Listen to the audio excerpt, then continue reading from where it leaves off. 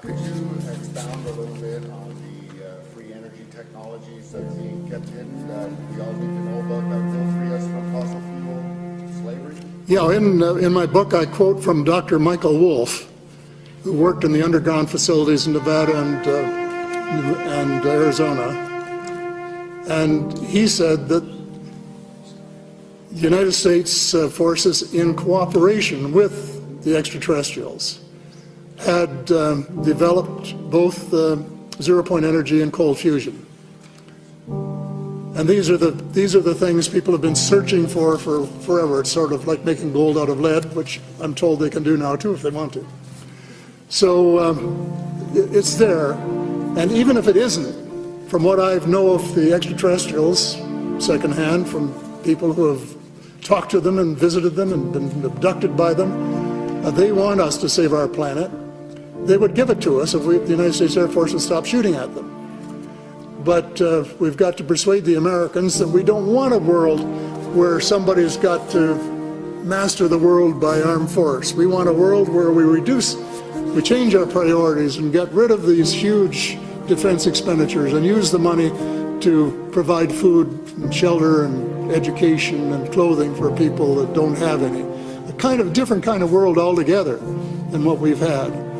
And that they shouldn't take the extraterrestrials on for size, which they seem determined to do. But this is an interesting point. General Eisenhower said, beware of the industrial military complex.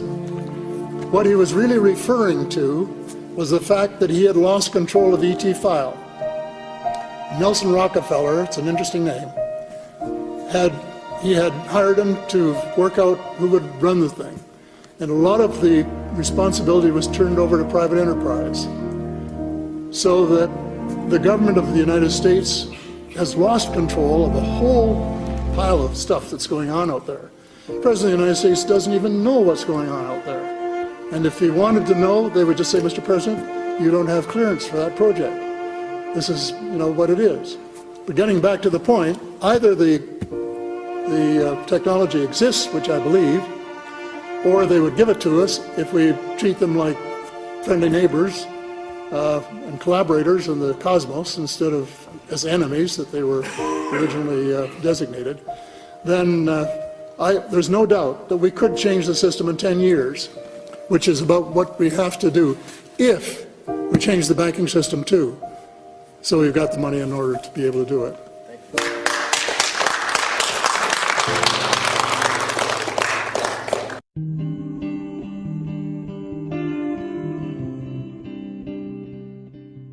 I say that it's the most urgent problem in the world at the moment, but the most important is the environment. We're wrecking the planet. We're doing it at a very fast pace, and we're going to have to stop wrecking it, and that means huge changes.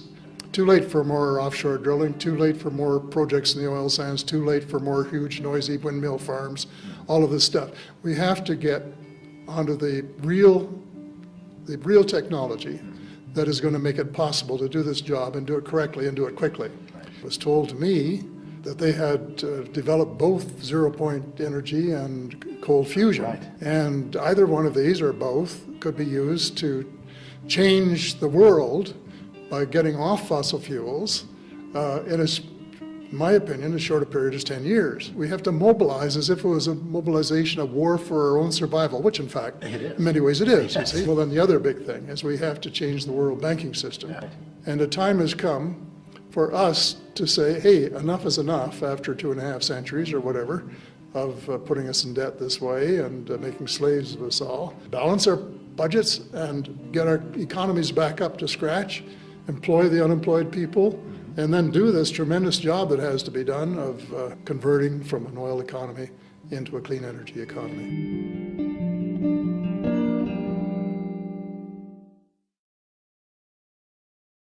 Hello, Apollo here with the Honorable Paul Helleyer. Beginning in 1963, Mr. Helleyer served as the Minister of National Defense for Canada. Paul has been outspoken on the U.S. government's withholding of UFO information, and as well as its aggressive stance on the extraterrestrial presence. He is the author of Light at the End of the Tunnel. We're happy to have you here, sir. It's an honor, Mr. Paul Helleyer. It's a pleasure to be here. Thank you very much. Let's jump right in. For those who may not be as familiar with you, sir, how would you summarize your work in the UFO field? On the UFOs? Yeah, Well, environment actually, and what you're doing now. well, it's, as far as the UFOs are concerned, I'm not a ufologist, and I don't claim to be. Right. So in my book, Light at the End of the Tunnel, I only have one chapter on ufology. Okay. It's titled We Are Not Alone in the Cosmos. And I put it in there largely as a primer for the whole world of skeptics Right. who might read my book because it has a different title and it's about different things, and perhaps get enough interested, then they would then carry on and learn more about the extraterrestrial people and what they have done and are doing. And so I'm not, that's not my specialty. My specialty is really finance, international banking, and so that is my number one interest.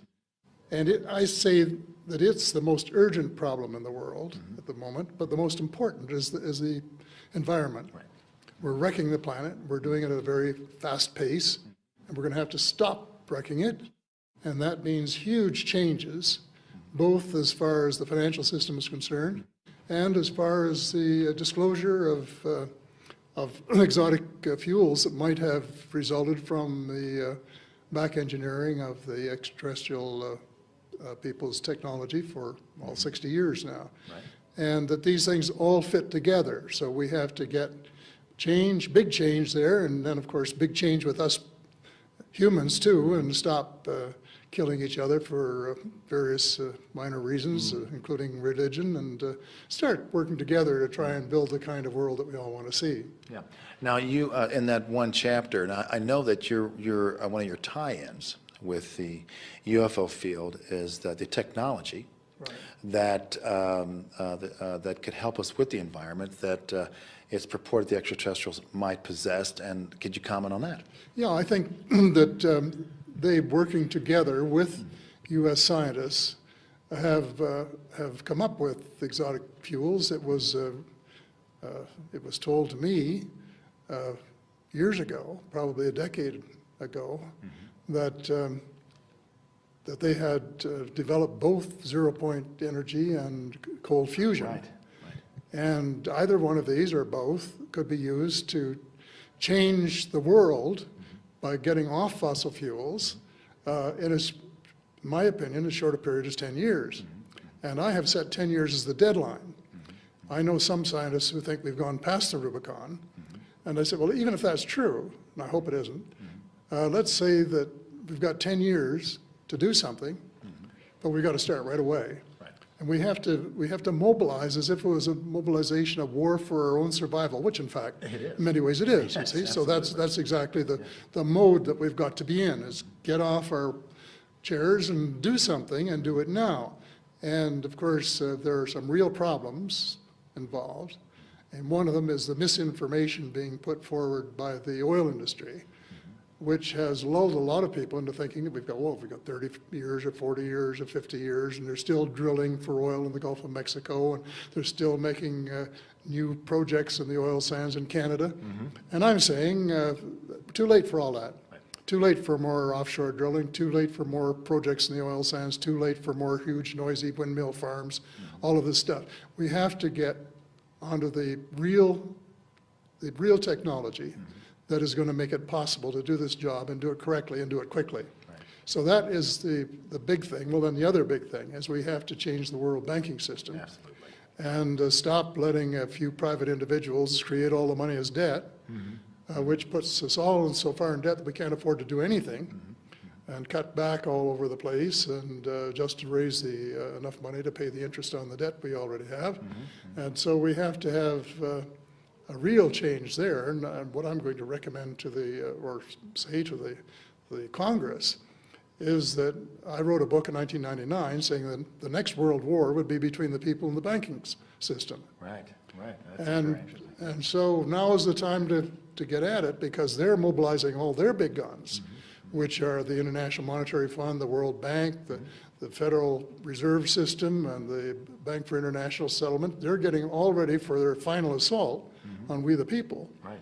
And the time has come for us to say, hey, enough is enough after 2.5 centuries or whatever of putting us in debt this way and making slaves of us all, that we've got to reverse the tables and print enough money country by country to balance our budgets and get our economies back up to scratch, employ the unemployed people, and then do this tremendous job that has to be done of converting from an oil economy into a clean energy economy. Is it fossil fuels? Is that a major problem in the economy? Well, the fossil fuels, it is the major problem with the survival of the world. Okay, right. It is an important part of the economy. Right. And as an excuse, we say, well, this would be a tremendous disruption. Right. Well, of course. What do you know, if you're launching a war to save the world, you're going to have some disruption. And just as World War II, we stopped making automobiles, and we stopped doing this, and we stopped doing that until we could win the war, and then we started doing those things again. So we have to get off the oil economy and move to the new energies, and the people that are working now pumping gas will be helping build the engines of the new cars and the new airplanes and the new houses and all of the things that have to be done to revolutionize the world. So you spoke about a 10-year window, and how do you see the world after that? In that 10 Well, years? if we were to attempt and succeeded in changing from the fossil fuels, the world would look very different in the sense that we'd have all new cars, new airplanes, and houses would no longer have gas furnaces, and we'd have little boxes probably in each one and all this sort of thing.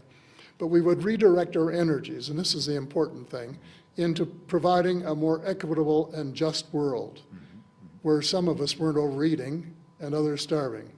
Right. And where some of us get all the education that we want and others don't even get grade school.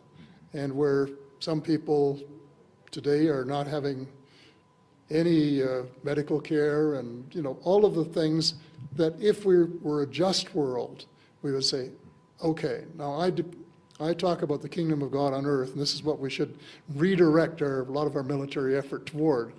And I define that as a world where every child has enough food to eat and clean water to drink and a roof over his or her head, enough clothing to keep them warm or dry or whatever, enough medical care that they don't have to die unnecessarily from some preventable disease, and enough education that they can, you know, find out for themselves if they have the potential to go on and serve their fellow humanity as teachers or doctors or whatever, or laborers, whatever fits into the overall scheme of things.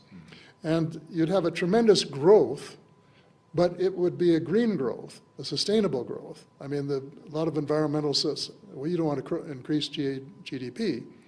Well, changing all of the cars to new ones would certainly increase the GDP, but it's going to help save the economy. And what is your aim?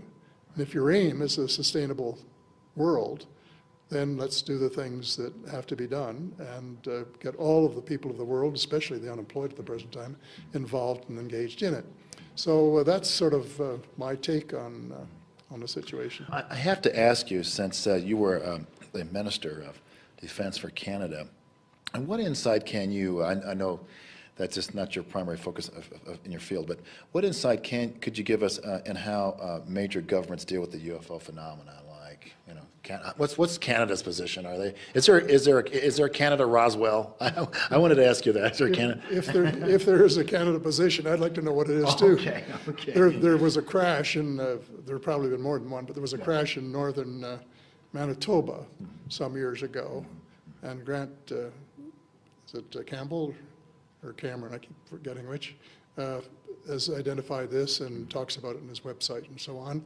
And I guess one of the things that upset Canadians is that the Americans rushed across the border to seize it. What? Oh yeah, and had armed guards all around, and as Canadian, even the people from the Department of Transport, which I used to head, wanted to investigate. They said, oh, no way you're going to get close to this machine. And so they checked with Ottawa, and finally Ottawa said, well, let them have it.